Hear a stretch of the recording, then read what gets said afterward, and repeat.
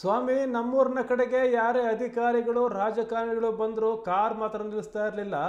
ಇವರ ಹತ್ರ ಏನು ಮಾತಾಡೋದು ಅಂತ ಹೋಗ್ತಾ ಇದ್ರು. ಆದರೆ ನೀವು ದೇವರ ರೀತಿ ಬಂದು ನಮಗೆ ಸಹಾಯ ಮಾಡಿದ್ದೀರಿ ಅಂತ ಶಿವಮೊಗ್ಗದ ಊರುಗಡಗರು ಪುಟ್ಟಪ್ಪ ಕ್ಯಾಂಪಿನ ಗ್ರಾಮಸ್ಥರು ಹರೀಶ್ ನಾಯ್ಕ್ ಅವರನ್ನು ಕೊಂಡಾಡಿದ್ದಾರೆ. ಹರೀಶ್ ನಾಯ್ಕ್ ಅವರು ಸಂತ್ರಸ್ತರಿಗೆ ಆಯ್ಕೆ ಮಾಡಿದ ಹೊಸಳ್ಳಿ ತಾಂಡದಲ್ಲಿ ಒಂದು ಮನೆ, ಸೂಳೆಬೇಲು ಬಡಾವಣೆಯಲ್ಲಿ ಒಂದು ಮನೆ ಕಟ್ಟಿಸಿಕೊಟ್ಟಿದ್ದು 20 ಶೌಚಾಲಯವನ್ನು ಕಟ್ಟಿಸಿದ್ದಾರೆ.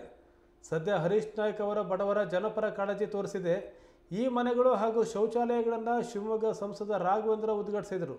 ಈ ವೇಳೆ ಹರೀಶ್ ನಾಯ್ಕ್ ಸೇರಿದಂತೆ ರಾಘವೇಂದ್ರ ಅವರ ಬಳಗ, ಅಭಿಮಾನಿಗಳು, ಟ್ರಸ್ಟ್ನ ಸದಸ್ಯರು, ಗ್ರಾಮಸ್ಥರು ಉಪಸ್ಥಿತರಿದ್ದರು.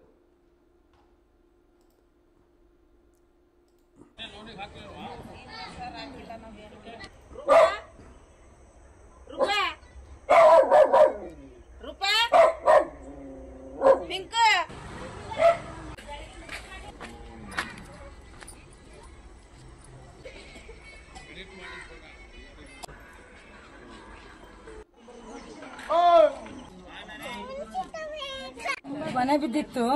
ಇಲ್ಲಿ ಅಣ್ಣ ಹರೀಶ್ ಅಣ್ಣ ಅನ್ನೋರು ಬಂದಿದ್ರು. ಅವ್ರ ಮನೆ ತುಂಬಾ ಬಡವರು. ಅವರು ನಮ್ಮಂಗೆ ಚೆನ್ನಾಗಿ ಮನೆ ಕಟ್ಕೊಟ್ಟಿದ್ದಾರೆ. ಅವ್ರಿಗೆ ಯಾರು ಇಲ್ಲ. ನಾವು ಹಿಂಗೆ ನಮಗೂ ಒಬ್ರು ಪರಿಚಯ ಆಗಿ ಪುಟ್ಟನಂಜ ಅನ್ನೋರು ಅಣ್ಣನಿಗೆ ಕಾಂಟ್ಯಾಕ್ಟ್ ಆಗಿ ಇಲ್ಲಿ ಕರ್ಕೊಂಡ್ಬಂದ್ರು. ನಮಗೆಲ್ಲರಿಗೂ ಪರದಾಟ ನೋಡಿ ನಾವು ಬಯಲ್ ಕಡೆಗೆ ಹೋಗೋದು ನೋಡಿ ಅಣ್ಣ ನಿತ್ತಿ ಈ ತರ ಎಲ್ಲ ಇವ್ರ ಪರಿಸ್ಥಿತಿ ಹಿಂಗೈತೆ ಅಂತ ಮನೆಗೆ ಒಬ್ಬೊಬ್ರಿಗೆ ಒಂದೊಂದು ಬಾತ್ರೂಮ್ ಅಂತ 20 ಬಾತ್ರೂಮ್ ಕಟ್ಸ್ಕೊಟ್ಟಿದ್ದಾರೆ. ತುಂಬಾ ಒಳ್ಳೆ ಹೆಲ್ಪ್ ಮಾಡಿದ್ದಾರೆ. ಅವ್ರಿಗೆ ದೇವ್ರು ಚೆನ್ನಾಗಿಡ್ಬೇಕು. ಆದ್ರೂ ನಮಗೆ ಈಗಿದ್ರಾಗ ಯಾರು ನಮ್ಮನ್ನ ಬಂದಿಲ್ಲ, ನೋಡಿಲ್ಲ, ಯಾರಿಲ್ಲ. ಆದ್ರೂ ಅಣ್ಣ ದೇವ್ರ ತರ ಬಂದು ಮನೆ ದೇವ್ರ ತರ ನಮ್ಮನ್ನ ಬಂದು ಕಾಯ್ತೈತೆ. ತುಂಬಾ ಒಳ್ಳೇದಾಗ್ಲಿ ಅವ್ರಿಗೆ. ಯಾವ ರೀತಿ ಅನುಕೂಲ ಆಗುತ್ತೆ? ತುಂಬಾ ಒಳ್ಳೆ ಅನುಕೂಲ ಐತೆ. ಶೌಚಾಲಯ ಇಲ್ಲ ಅಂತಾನೆ ಎಷ್ಟು ವನವಾಸ ಪಡ್ತಿದ್ದೀವಿ. ಬೀದಿಲಿ ಕೂರ್ತಾ ಇದ್ದೀವಿ. ಎಷ್ಟು ಸಮಸ್ಯೆ ಅನುಭವಿಸ್ತಿದೀವಿ ಅಂದ್ರೆ ಊಟ ಮಾಡಿದ್ದು ಯಾವ್ದು 12 ಗಂಟೆ 1 ಗಂಟೆ ತನಕ ಕಾಯ್ಬೇಕು. ಇವೆಲ್ಲ ಟ್ರಾಫಿಕ್ ಇದಾದ್ಮೇಲೆ ಹೋಗ್ಬೇಕು. ಅಲ್ಲಿ ತನಕ ಹೋಗಂಗಿಲ್ಲ ನಾವು. ಯಾರ ಗಾಡಿಗಳು ಬಂದ್ರೆ ಹೇಳ್ಬೇಕು, ಮತ್ತೆ ಗಾಡಿ ಹೋದ್ಮೇಲೆ ಕೂರ್ಬೇಕು. ಅಲ್ಲಿಂದ ಅಣ್ಣ ನಮ್ ಕಷ್ಟ ಅರ್ಥ ಮಾಡ್ಕೊಂಡು ಎಲ್ಲರಿಗೂ ಒಂದೊಂದು ಬಾತ್ರೂಮ್ ಕಂಡು ದೇವ್ರ ತರ ಚೆನ್ನಾಗಿ ಮಾಡಿದೆ. ಅವ್ರಿಗೆ ದೇವ್ರ 100 ವರ್ಷ ಚೆನ್ನಾಗಿಡ್ಲಿ. ನಿಮ್ಮ ಹೆಸರು? ದುರ್ಗಮ್ಮ ಅಂತ. ಅಲ್ಲಿ ಶೌಚಾಲಯಗಳು ಇರಲಿಲ್ಲ. ಶೌಚಾಲಯಗಳು ಒಂದು 20 ಮನೆ ಇದಾವೆ. 20 ಮನೆಗೂ ಒಂದು ಶೌಚಾಲಯ ಇರಲಿಲ್ಲ. ಇಲ್ಲಿನ ಜನಗಳು ನಮ್ಮ ಗಮನಕ್ಕೆ ಬಂದಾಗ, ಇಲ್ಲಿ ಬಂದು ನೋಡಿದಾಗ ಶೌಚಾಲಯಗಳು ಇರಲಿಲ್ಲ. ಹೆಣ್ಮಕ್ಳಿಗೆ ತುಂಬ ತೊಂದರೆ ಆಗ್ತಾ ಇತ್ತು.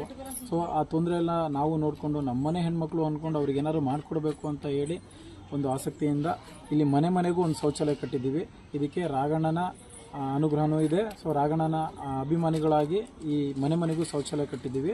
ಹಾಗೆ ಮುಂದಿನ ದಿವಸದಲ್ಲಿ ಅಧಿಕಾರಿಗಳು ಬಂದು ದಯವಿಟ್ಟು ಇವರಿಗೆ ಮೂಲಭೂತ ಸೌಕರ್ಯಗಳಿಲ್ಲ, ದಯವಿಟ್ಟು ಇಲ್ಲಿ ಬಂದು ನೋಡಿ. ಮನೆಗಳು ತುಂಬ ಬಿದ್ದೋಗಿದ್ದಾವೆ. ಮಳೆ ಬಂದರೆ ಮಲಗೋಕ್ಕಾಗಲ್ಲ. ಮಕ್ಕಳಿಗೆ ಓದೋಕ್ಕೆ ಕರೆಂಟ್ ವ್ಯವಸ್ಥೆ ಸರಿಯಾಗಿಲ್ಲ. ಇಲ್ಲಿ ಒಂದು ಮನೆಯೂ ಸರಿ ಇಲ್ಲ. ದಯವಿಟ್ಟು ಅಧಿಕಾರಿಗಳು ಆದಷ್ಟು ಬೇಗ ಬಂದು ಇಲ್ಲಿ ದಯವಿಟ್ಟು ಇವರಿಗೆ ಏನಾದರೂ ಒಂದು ಪರಿಹಾರ ಕೊಡಬೇಕು. ಸೊ ಇವತ್ತು 20 ಶೌಚಾಲಯ ಕೊಟ್ಟು ಇವತ್ತು ಉದ್ಘಾಟನೆ ಮಾಡಿದ್ದೀವಿ. ರಾಘಣ್ಣವ್ರು ಬಂದು ಇದಕ್ಕೆ ಉದ್ಘಾಟನೆ ಚಾಲನೆ ಕೊಟ್ಟಿದ್ದಾರೆ. ಸೊ ಮುಂದಿನ ದಿವಸದಲ್ಲಿ ಇನ್ನಷ್ಟು ಭರವಸೆ ಕೊಟ್ಟಿದ್ದಾರೆ. ಏನಾದ್ರು ಮತ್ತೆ ಇನ್ನು ದೊಡ್ಡ ಮಟ್ಟಕ್ಕೆ ಏನಾದ್ರು ಮಾಡಿಕೊಡ್ತೀವಿ ಅಂತ ಹೇಳಿ ಖಂಡಿತ ಮಾಡಿಕೊಡ್ತಾರೆ.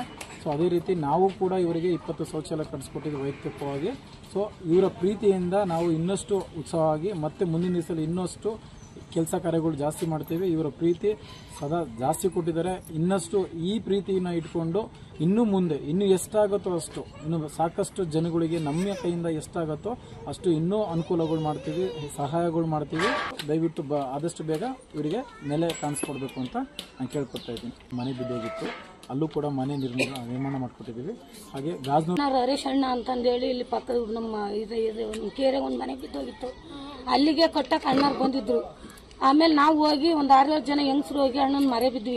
ಅಣ್ಣ ನಮ್ಗೆ ಏನಿಲ್ಲ ಅಣ್ಣ, ಹಿಂಗೈತೆ ನಮ್ಮ ಪರಿಸ್ಥಿತಿ, ಹಿಂಗಾಗಿತ್ತು ನೋಡೋಣ ಅಂತಂದು ಹೇಳಿದಾಗ ಬಂದ್ರು. ಅವರು ಬಂದು ನೋಡಿ ನಮ್ಮ ಪರಿಸ್ಥಿತಿ ನೋಡಿ, ಅಯ್ಯೋ ಹೆಣ್ಮಕ್ಳಿಗೆ ಇಷ್ಟು ಈ ಕಾಲದಾಗ ಇಷ್ಟು ತೊಂದರೆ ಐತಲ್ಲ ಅಂತ ನಮ್ಗೊಂದು 20 ಶೌಚಾಲಯ ಕಟ್ಸಿಕೊಟ್ಟಾರೆ. ಅವರಿಂದ ನಮಗೆ ತುಂಬಾ ಹೆಲ್ಪ್ ಆಗಿತ್ತೆ ಅಂದ್ರೆ ತುಂಬಾ ಹೆಲ್ಪ್ ಆಗಿದೆ. ಯಾವತ್ತು 100 ವರ್ಷ ಆಯಾಸ ಕೊಡ್ಲಿ, ನಮ್ಮ ಆಯಾಸನೆಲ್ಲ ಆ ಮಗುಗೆ ಕೊಡ್ಲಿ, ಇನ್ನೂ ಚೆನ್ನಾಗಿಡ್ಲಿ ದೇವ್ರು.